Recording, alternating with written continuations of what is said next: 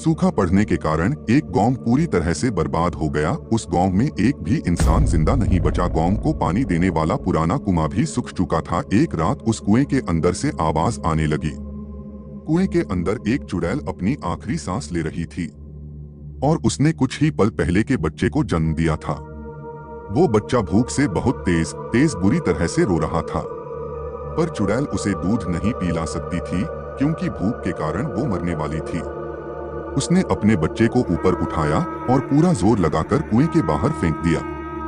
वो बच्चा कुएं के बाहर जमीन पर गिरा, पर वो बच गया। चुड़ैल, मैं अब जिंदा नहीं बचूंगी, लेकिन मुझे वचन दे कि तू मेरा बदला जरूर लेगा। भूखा शैतान बनकर सबको खा जाएगा। चुड़ैल की बात खत्म होते ही कुएं के पत्थर हिलने लगे और बच्चे का रोना और भी बढ़ गया। कुएं के सारे पत्थर एक एक कर अंदर चुड़ैल पर गिरने लगे। चुड़ैल की भयानक चीखें निकल रही थी। देखते ही देखते पूरा कुआं पत्थरों से ढक गया। चुड़ैल के मरने के बाद वो बच्चा रोते रोते वहां से गायब हो गया और फिर कभी नहीं दिखा। उस गांव से बहुत दूर दूसरे गांव में एक व्यक्ति की मौत हो गई और लोग उसे जलाने के लिए ले जा रहे थे। सब विधियां पूरी हो चुकी थी और अब उसे अग्नि देने ही वाले थे। एक आदमी ने उसे अग्नि दी। आसपास बहुत लोगों की रोने की आवाज आ रही थी। अचानक वो रोता हुआ शैतानी बच्चा उड़ता हुआ आया और लाश के अंदर घुस गया। ये घटना इतनी तेज हुई कि किसी को कुछ समझ नहीं आया कि आखिर हुआ क्या। पर थोड़ी देर बाद लकड़ियां जलने लगीं, पर लाश पर कुछ असर नहीं हो रहा था। वहां के सारे लोग डरने लगे। सारी लकड़ियां जल जाने के बाद वो लाश अपने आप उठने लगी, पर उसके पैरों पर वो लगी हुई आग वैसी ही थी। लाश उठकर खड़ी हो गई और उस लाश ने शैतानी रूप ले लिया और उसे देखकर वहां के सारे लोग डर कर भागने लगे। शैतान खाना चाहिए, खाना चाहिए। उस मरे हुए आदमी में चुड़ैल के बच्चे ने प्रवेश कर लिया था और अब वो भूखा शैतान बनकर अपनी मां का बदला लेने आया था।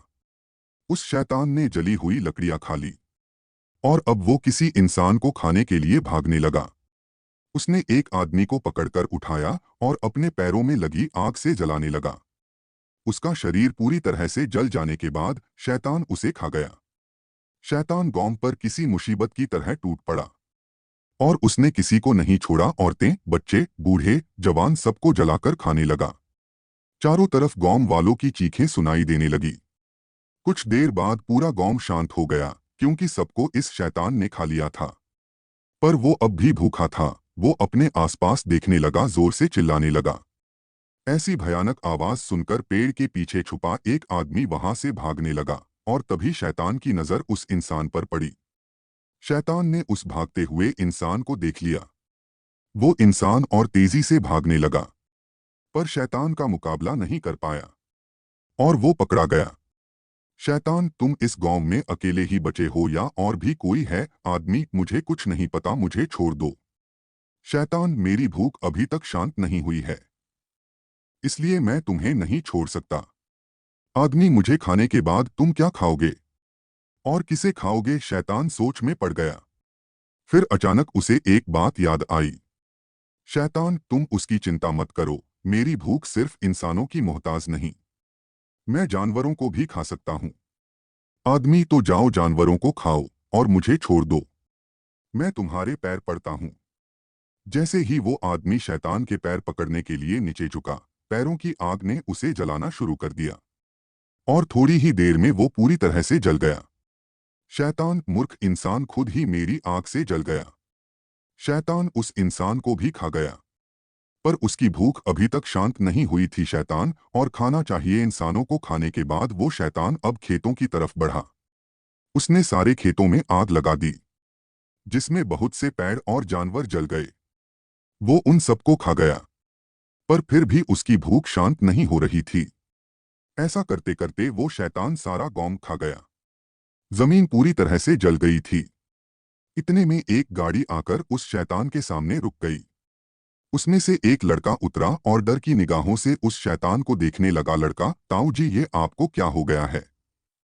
मुझे तो आपके मरने की खबर दी गई थी, लेकिन आप तो शैतान और खाना। शैतान की आवाज सुनकर लड़का बहुत डर गया और पीछे जाने लगा। लड़का, आपकी आवाज तो ऐसी नहीं थी और आपके पैर जल रहे हैं। शैतान, मेरे पास आओ। लड़का भागने लगा पर उस शैतान ने उसे पकड़ लिया और उसे आग से जलाने लगा।